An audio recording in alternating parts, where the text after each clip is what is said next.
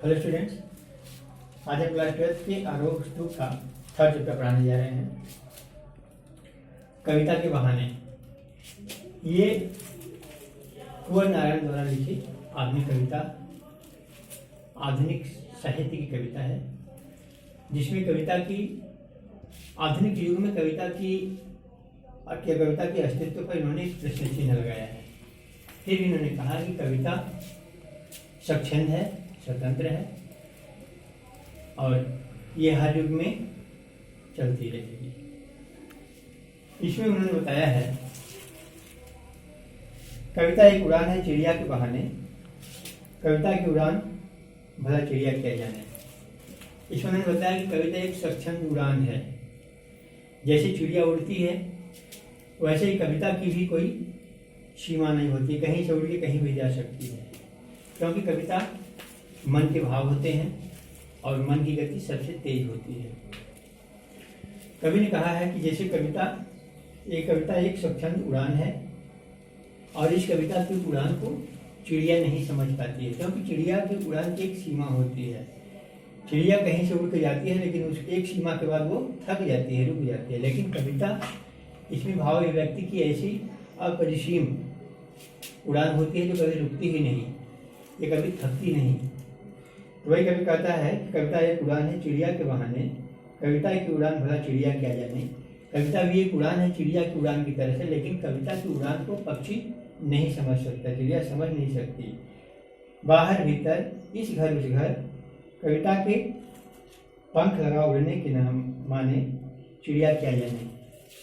चिड़िया बताया कि इसकी एक सीमा होती है, वो यहाँ से वहाँ, लेकिन कविता की कोई सीमा नहीं होती, वो इस घर उस घर की कोई बंधन नहीं होता। इसमें कविता स्वच्छंद रूप से हमेशा उड़ती रहती है, फैलती रहती है और चलती रहती है।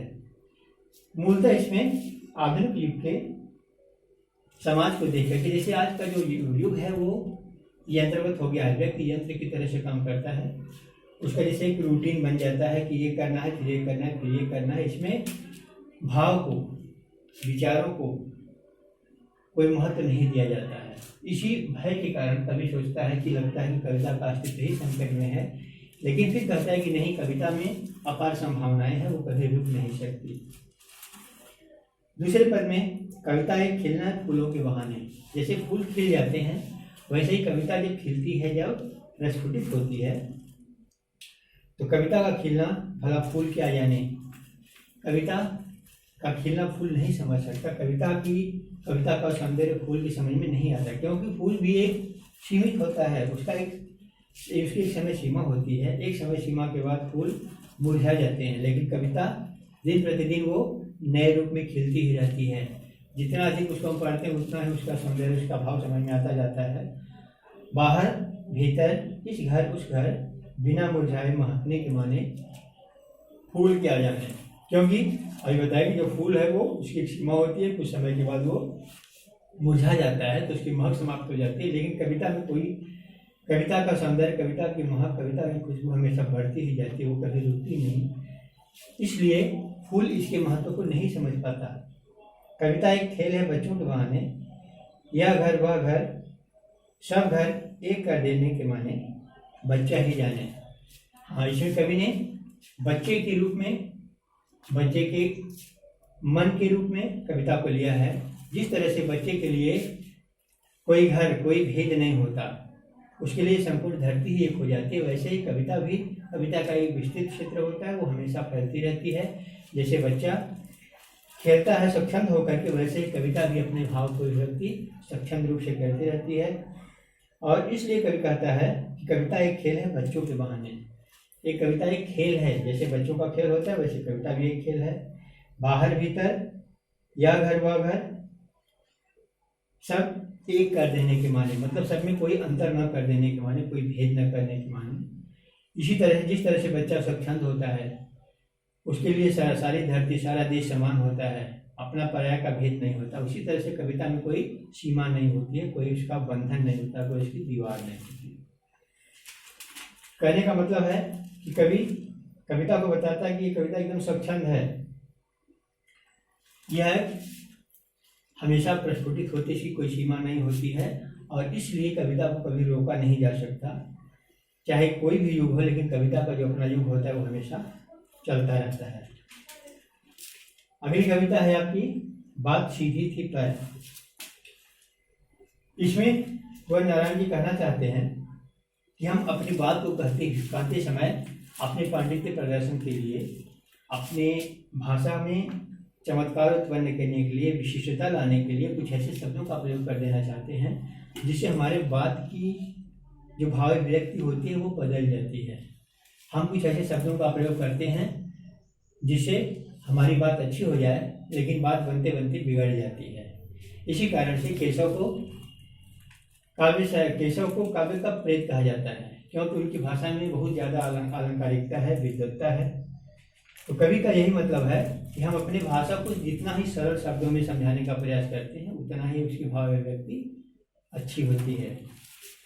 इसमें कवि कहता है कि बात सीधी थी पर एक बार भाषा के चक्कर में जरा टेढ़ी फंस गई। बात हमारी सीधी थी, लेकिन हमने जब अपनी भाषा का प्रयोग करना हमने शुरू किया तो बात टेढ़ी हो गई, फंस गई। उसे पाने की कोशिश में भाषा को उल्टा पुल्टा, तोड़ा मरोड़ा, घुमाया फिराया कि बात या तो बने या फिर भाषा से बाहर आए। जब हमने अपनी बात कहनी शुरू कर दी तो हमारी जो भाषा के चक्कर में, हमारी विद्वता प्रदर्शन के चक्कर में हमारी बात बिगड़ती हुई महसूस हुई। तो हमने सोचा कि किसी तरह से उसको सीधा किया जाए और अपने जो हमारे भाषा का जो मूल कथन है उसे हम स्पष्ट कर सकें, लेकिन वो बात और भी बिगड़ती चली गई। हमने प्रयास किया कि हम उस चक्कर से बाहर निकाल करके उसके अभिव्यक्ति को सुगम बनाएं, लेकिन इससे भाषा के साथ साथ बात और भी पेचीदा होती चली गई। मतलब हम अपनी बात को सही नहीं बता पाए। सारी मुश्किल को धैर्य से समझे बिना मैं प्रश्न को खोलने के बाद बजाय उसे बेतरह कसता चला जा रहा था।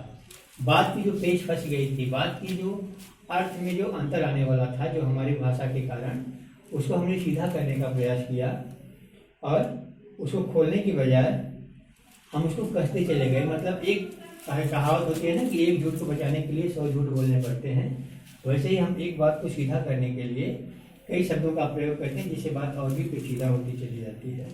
तो इसका पेच कसता चला गया, क्योंकि इस कर्तव्य पर मुझे साफ सुनाई दे रही थी तमाशबीनों की शाबाशी और वाह वाह। मैंने अपनी बात को घुमाने का जो प्रयास किया तो दर्शकों श्रोताओं के वजह की तरफ से हमें वाह वाह सुनाई दिया। आखिरकार वही हुआ जिसका मुझे डर था, जो जबरदस्ती से बात की चूड़ी मर गई। कहने का मतलब कि हम जो कहना चाहते थे हम कह ही नहीं पाए और हमारी बात गोल गोल झूठे घूमती चली गई। और यह भाषा के चक्कर भाषा में बेकार घूमती रही। अपनी भाषा को अपने विद्वता प्रदर्शन के चक्कर में हम अपनी बात को स्पष्ट नहीं कर पाए। हार कर मैंने कील की तरह उसी जगह ठोक दिया। ऊपर से ठीक ठाक, पर अंदर से न तो उसमें कसाव था न ताकत। हार करके हमने बात को एक जगह स्थिर कर दिया। सोचा कि चलो यहीं पर हमारी बात हो जाएगी, लेकिन ऊपर से तो देखने में ठीक ठाक थी, लेकिन उसका जो हम भाव ग्रहण करवाना चाहते थे उसमें वो भाव प्रवर्तक थे ही नहीं। उसमें कोई कसाव नहीं था, कोई ताकत नहीं थी। बात ने जो एक शरारती बच्चे की तरह मुझसे खेल रही, वो मुझे पसीना पोंछते देखकर पूछा, क्या तुमने भाषा को सहूलियत से बरतना कभी नहीं सीखा? हमारी भाषा को तोड़ने मरोड़ने के चक्कर में एक बच्चे ने हमारी बात को पकड़ लिया और उसने हमसे प्रश्न किया कि क्या तुमने सचमुच भाषा को सहूलियत से बरतना नहीं सीखा, यानी अपनी बात को सीधे सीधे ढंग से कहना नहीं सीखा? क्या हर बात में अपनी विद्वता प्रदर्शन बहुत जरूरी होता है? यानी हमें अपनी बात को सरल रूप में, स्पष्ट रूप में सबके सामने प्रस्तुत कर देना चाहिए और इस तरह से हम अपनी बात को सही सही कह सकते हैं। इसमें कभी कहना चाहता था कि हमें हमेशा अपनी बात को स्पष्ट करने के लिए भाषा के चक्कर में नहीं फंसना चाहिए। बहुत विद्वतापूर्ण शब्दों का प्रयोग करना नहीं चाहिए, ताकि हम जो बात कहना चाहते हैं सामने वाले की समझ में बिल्कुल आसानी से आ सके।